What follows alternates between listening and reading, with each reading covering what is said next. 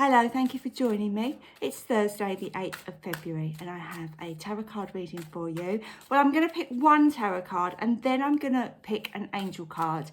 Yesterday we had this spooky coincidence when all the lights went out, as I was mentioning shadow work and darkness. So I feel like the angels are trying to give us a message. So let's see. Okay, here we go. We've got the 8 of Cups as our tarot card today. And we were talking about shadow work, weren't we? And looking inwards to heal. And I feel that that was yesterday's message, but it's kind of moved on a little bit. So we've got the 8 of Cups here.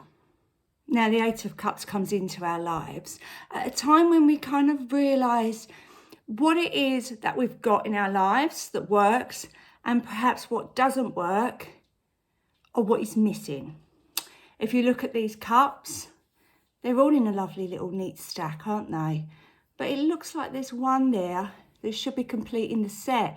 Or maybe there should be another one there, and then 2 stacked on top of that, and then another one to make a kind of pyramid.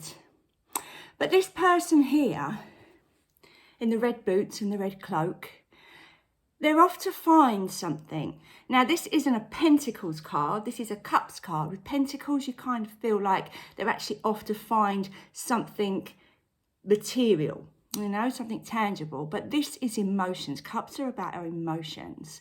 And, you know, I just feel that that person has realised that although that might look very stable, look, they're on a beach, aren't they? They're stacked on a beach and we've got this very rocky seaside view there. So perhaps they know that it's only a matter of time that that tide's going to come in and suddenly all these emotions and cups are going to be tumbled over. So they're looking for something that's a little bit more solid, a little bit more stable, a little bit more as if it will have a longer lasting effect. Sometimes we do have, you know, great emotions, but they tend to go up and down, don't they?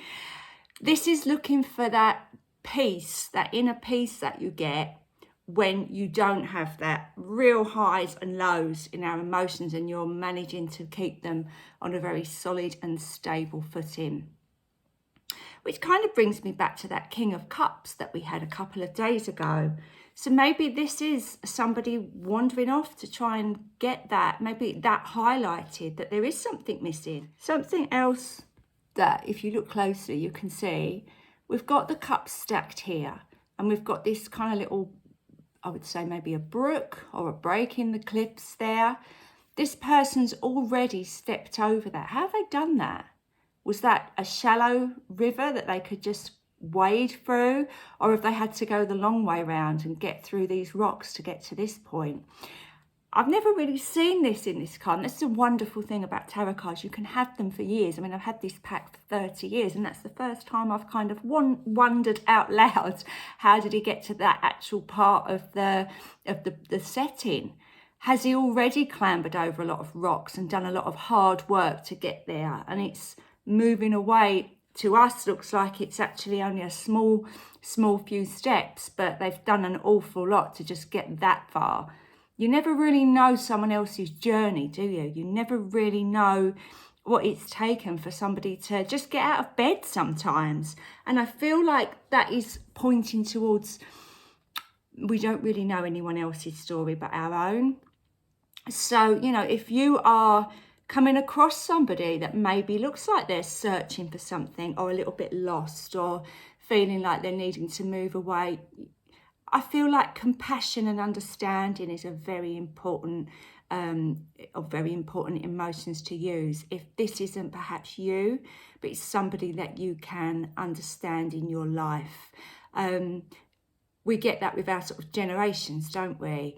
You know, you have your children growing up, maybe they're teenagers or in their 20s and 30s, and they're just kind of discovering stuff in their own way, and you kind of have to let them. Even if you're a grown-up, you still feel like you're searching for something, aren't you? We're always on some sort of journey, aren't we?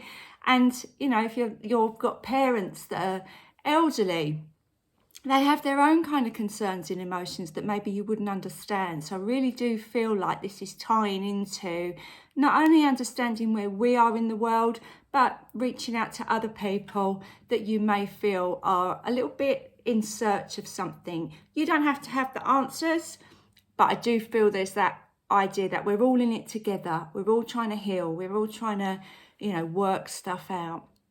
And the other thing that I love about this card is the interpretation of this here. Now, is that an eclipse? Or is it just the idea that, the sun is always there, just lurking behind the moon, ready to come out? It's the idea that we always do eventually get a nice bright morning or a new day to start again with. There's so many ways you can interpret that within this card, and I feel like I personally feel like it's talking of eclipses, and this card does often come out during eclipse seasons, but not an eclipse season now, so make of that what you will. And of course this is a number 8 card, isn't it? So it's that idea of maybe the infinity symbol, if that's how you resonate the 8. I always think this is about empowerment, number 8, and learning that you are in charge of your own destiny. So that's a really important message as well. So let's see what angel card we get. Maybe it'll be something that ties in with that. Maybe it'll be something completely different. Who we got? Okay, well, here we go. We've got Isaiah, if I said that right. It's a good time to give birth to new ideas and situations in your life. I'm watching over you, guiding you and protecting you during these changes. Now, this actually shows a pregnant lady. And of course, some people do feel that their life isn't complete if they haven't got children. So maybe that is something that you resonate with as well. Maybe that is the thing that you're hoping for. There's lots of ways you can read that card as a collective message, but it is about, bringing something new to the world.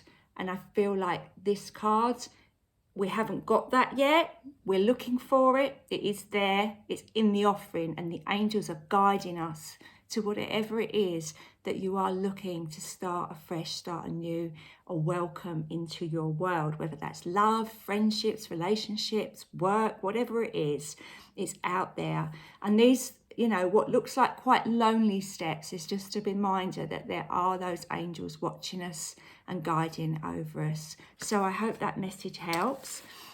Sending you lots of love. I'll be back again tomorrow. We've got the spirit animal cards, and of course it's a new moon in Aquarius, so we'll have a little spirit animal reading for that. Have a wonderful day. Bye for now.